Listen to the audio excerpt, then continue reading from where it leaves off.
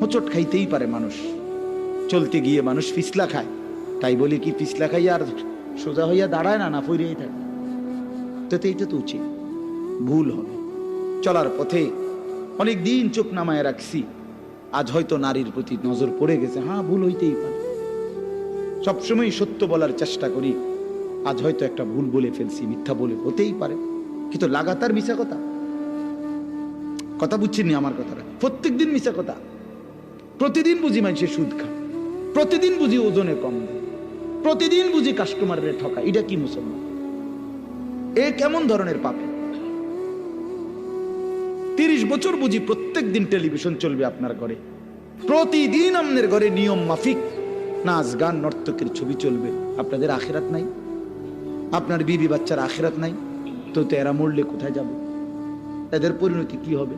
আর আমি বাবা হিসাবে, অভিভাবক হিসাবে কি দায়িত্ব পালন করলাম? খাট পালং আর সোফা ফার্নিচার, কাঁচের প্লেট আর নুনের বাটি, এটাই ছিল জিম্মাদারি না? একজন মুসলমানের দায়িত্ব তার স্ত্রী